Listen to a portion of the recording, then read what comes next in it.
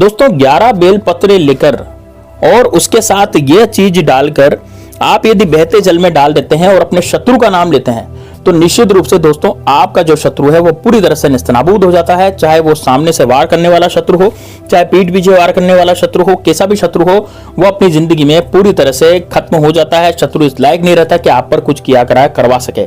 तो दोस्तों किस तरह से उपाय को करना है, कैसे इस उपाय को करना है, पूरा इस वीडियो में जानेंगे, इसलिए वीडियो को अंत तक लास्ट तक जरूर देखना। साथ ही में दोस्तों कमेंट बॉक्स में हर हर महादेव जरूर लिख देना, क्योंकि दोस्तों यदि आप अपने शत्रुओं को पूरी तरह से परास्त कर देना चाहते हैं तो ये वाला उपाय निश्चित रूप से आपको करना पड़ेगा। दोस्तों बेलपत्र तो निश्चित रूप से आप जानते हैं बेलपत्र होता क्या है। भगवान शंकर को बहुत ज्यादा पसंद है, बहुत ज्यादा प्रिय होते हैं बेलपत्र। बेलपत्र चढ़ाने से भगवान शंकर हमें मनचाहा फल देते हैं। तो कमेंट बॉक्स में उपाय जानने से पहले मैं आपसे हाथ जोड़ करके विनती करूंगा कि आप कमेंट बॉक्स में हर हर महादेव जरूर लिखें। दोस्तों लोग 108 बार 1008 बार हर हर महादेव लिखते हैं, आप एक बार तो लिख ही सकते हैं। तो निश्चित रूप से आप कंजूसी ना करें, इसमें हर हर महादेव जरूर लिखें। यदि भगवान श्री राम के सच्चे सेवक है तो जय श्री राम, जय बागेश्वर धाम सरकार भी कमेंट बॉक्स में लिख सकते हैं। और वीडियो को लाइक करना भी बिल्कुल भी मत भूलें दोस्तों, लाइक करने में बिल्कुल कंजूसी मत करें, क्योंकि ये उपाय जो है महादेव बाबा से संबंधित है। इस कारण से वीडियो को लाइक करें या ज्यादा शेयर करें। शेयर क्यों करें? शेयर करने से आपको पुण्य फल मिलेंगे। दूसरों के पास ये वीडियो जाएगी तो वो देखेगा और वो इस उपाय को करेगा तो वो भी दोस्तों सफल हो जाएगा, इसलिए और आपको दुआएं देगा। इस कारण से आप इसको ज्यादा से ज्यादा शेयर कीजिए, लोगों के पास इसको ज्यादा से ज्यादा पहुंचाइए। देखिए अब बात करते हैं दोस्तों किस तरह से उपाय को किया जाएगा और कैसे इस उपाय को किया जाएगा, ठीक है ना। तो आपको करना क्या दोस्तों, बेलपत्र जो है ना, बेलपत्र जो है उसके 11 बेलपत्र के पत्ते आपको लेने हैं। अब दोस्तों बेलपत्र कैसे होते हैं, 3-3 में होते हैं, समझ रहे हैं आप। ऐसे तोड़ तोड़ के 11 पत्ते नहीं लेंगे आप। क्या लेंगे, जैसे एक बेलपत्र माना जाता है तीन पत्तों को एक बेलपत्र माना जाता है, एक पूरा गुच्छा होता है, ठीक है। तो वही एक काउंट में होगा। ऐसे नहीं कि आप अलग अलग पत्ते तोड़ करके उसको काउंट करेंगे, ऐसा नहीं है। जो 3 पत्ती का जो बेलपत्र होता है वो एक माना जाता है। तो एक बेलपत्र हो गया, फिर एक 3 बेलपत्र का एक और गुच्छा, तो उन गुच्छों को एक मानेंगे। जिसमें 3 बेलपत्र हैं, जिसमें 3 पत्ते हैं, उनको आप एक मानेंगे। ऐसे करके आपको 11 गुच्छे लेने हैं, 11 बेलपत्र के आपको पत्ते लेने हैं, ठीक है। अब दोस्तों ध्यान से सुनिएगा इस उपाय को करना कब है और कौन से शत्रु इससे परास्त होंगे। दोस्तों सामने से आकर के यदि कोई शत्रु ऐसा है जो जबरदस्ती आपसे बाहुबलीपन दिखा रहा है, मतलब कि जबरदस्ती दादागिरी कर रहा है, दादागिरी करने के कारण वो क्या कर रहा है कि वो आपकी जिंदगी में, मतलब आप कुछ भी काम करते हैं, कोई भी कार्य करते हैं, तो उस कार्य में आपको हमेशा हमेशा के लिए वो पीछे पटक देता है। यानी कि वो जो शत्रु है वो बुरी तरह से पूरी मार आपको मारने लग जाता है ना। तो आप क्या करेंगे, आप जो है 11 बेलपत्र के पत्ते सबसे पहले ले लेंगे। अब कोई शत्रु यदि गुप्त है तो गुप्त शत्रु भी इससे खत्म होगा, और साथ में सामने से आकर के वार करने वाला शत्रु जिसका नाम आपको पता है, जिससे आप रोजाना मिलते हैं या फिर रोजाना आपसे वो दूसरों के सामने आपको नीचा दिखाता है या दूसरों को आपके खिलाफ भड़काता है, जिसके कारण दूसरे भी आपके कारण आपसे शत्रुता पैदा करने लग जाते हैं, शत्रुता करने लग जाते हैं। मतलब मान लीजिए कि आप बाजार में निकले, अब बाजार में निकले तो उस शत्रु ने आपसे गाली गलौज करी, दूसरों के सामने नीचा दिखाया, और दूसरे व्यक्ति जो आपको नहीं जानते वो भी आपके शत्रु बन गए, क्योंकि उस व्यक्ति ने उनको भी भड़का दिया, या फिर जो आपके परिचित है उनको भी उसने भड़का दिया। तो इस तरीके से 1 से 10, 10 से 20, 20 से 30, 30 से 40 ऐसे करके आपके शत्रु पैदा होते जा रहे हैं। यदि आपकी जिंदगी में चैन नहीं है दोस्तों, तो निश्चित रूप से शत्रु जो है वो आपके ऊपर कुछ किया कराया भी करवा सकता है। जैसे मान लीजिए हो सकता है कि आप बोलेंगे कि गुरुजी हम तो किसी से न तो बातचीत करते हैं न जबरदस्ती बोलते हैं, फिर भी हमारे शत्रु जो है पैदा होते चले जाते हैं। तो यदि आपकी जिंदगी में भी ऐसा हो रहा है कि भाई आप किसी से बोल रहे चाल रहे नहीं है, फिर भी आपकी जिंदगी में शत्रु पैदा होते चले जा रहे हैं, तो निश्चित रूप से आपको क्या करना चाहिए, अनगुप्त शत्रुओं का भी आपको इलाज करना चाहिए। क्योंकि दोस्तों गुप्त शत्रु क्या करते हैं, किया कराया कराते हैं, और इतना जबरदस्त क्रिया कराया कराते हैं जिसके कारण व्यक्ति जो है कटले में पड़ जाता है। कटले पड़ने का मतलब क्या हुआ, हो सकता है कि उस व्यक्ति को लकवा मार जाए, हो सकता है उस व्यक्ति को इतनी भयंकर बीमारी हो जाए जिसके कारण वो खाट से उठ ही नहीं पाए। अब जब यदि उसको बीमारी हो जाएगी, वो उठ ही नहीं पाएगा, तो वो फिर काम कैसे करेगा, और काम नहीं करेगा तो तरक्की कैसे होगी। तो दोस्तों शत्रु यही चाहता है कि आपकी तरक्की रुक जाए और आप पैसा कमाना बंद कर दें और आप जो है ऐसे कटले में पड़े रहें। इस तरह से शत्रु चाहता है।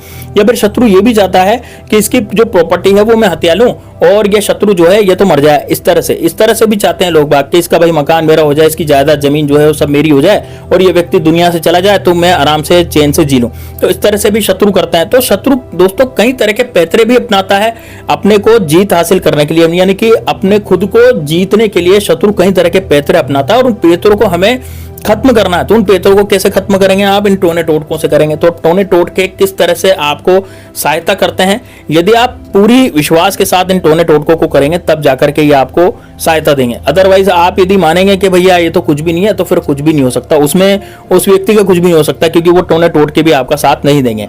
ठीक है ना? तो दोस्तों पूरी श्रद्धा के साथ इसको सुनना है और इसको अमल भी लाना है, इसको करना भी है। ऐसा नहीं कि बस आपने सुन के पटक दिया, अब कर तो आप रही नहीं है ना? तो निश्चित रूप से आपको टोना टोटका करना भी है। मैं बिल्कुल सरल और सटीक उपाय बताता हूँ, ऐसे उपाय नहीं बताता जो बहुत लंबे चौड़े होते हैं। ठीक है ना? बहुत आसान से और सिंपल से उपाय बताता हूँ जिसमें ज्यादा पूजा पाठ की भी जरूरत नहीं होती और आपका काम भी हो जाता है। ठीक है? हमें शत्रु का परास्त करना है, शत्रु को खत्म करना है, हमें थोड़ी कुछ ऐसा वैसा करना है। तो अब आपको क्या करना है दोस्तों, आपको 11 बेलपत्र के पत्ते लेने हैं और दोस्तों आपको लेनी है 1.25 पाव चीनी। अब दोस्तों 1.25 पाव चीनी का मतलब कितना हुआ? जैसे पाव भर चीनी होती है 250 ग्राम की, अब 1.25 पाव आप तुलवा लीजिएगा। कहीं भी परचूनी की दुकान पर जाकर के बोलिएगा कि भाई मुझे 1.25 पाव जो है चीनी चाहिए। ठीक है? अब दोस्तों 11 बेलपत्र के पत्ते लेकर के और 1.25 पाव चीनी लेकर के अब उन बेलपत्र पर, वो जो बेलपत्र के पत्ते हैं उस पर चंदन से आप अपनी मनोकामना लिख सकते हैं। जो बीज का पत्ता होता है उस पर आप अपनी मनोकामना लिख सकते हैं। आप मान लीजिए शत्रु से मुक्ति चाहते हैं तो आप शत्रु मुक्ति हर पत्ते पर लिख सकते हैं, 11 पत्तों पर। आप यदि ये चाहते हैं कि आपके घर में पैसा आ जाए, आपके घर में जो है आपकी नौकरी नहीं लग रही, तो आप नौकरी भी लिख सकते हैं उस पर।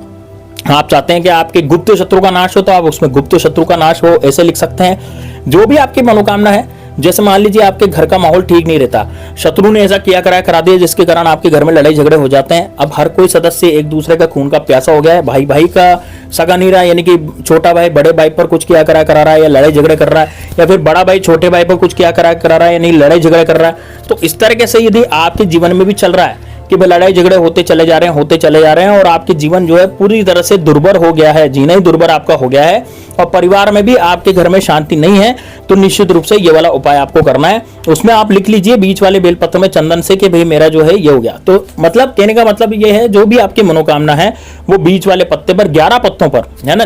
क्योंकि आपके 11 बेलपत्र होंगे तो 11 पत्तों पर जो बीच वाले पत्ते हैं उसमें सब में अपनी मनोकामना जो चंदन से वो लिख लें। उसके बाद आप क्या करेंगे, उसके बाद इन 11 पत्तों को 1.25 पाव चीनी के साथ किसी बहते पानी में, अब देखिए सभी जगह बहता पानी नहीं मिलता। मान लीजिए आपका गांव ऐसा है जहां पर केवल तालाब ही है, किसी का गांव ऐसा जहां पर पोखर होता है, और किसी के गांव में नदी भी होती है, किसी के गांव में नहर भी होती है ना? तो भाई आपको गंदे पानी में नहीं डालना है इसको, आप इसको बिल्कुल साफ पानी में डालना है, जो बिल्कुल जरूरी नहीं है कि बहता हो, पानी रुका हुआ भी होना चाहिए लेकिन साफ जल स्रोत होना चाहिए, जैसे कि तालाब हो गया, कोई झील हो गई, है ना, कोई पोखर हो गया। इस तरह से वहां जाकर के इसको आपको डालते हुए आ जाना है, वहां जल में डाल दें और जल में डाल करके वापस आ जाए, पीछे मुड़ करके नहीं देखें।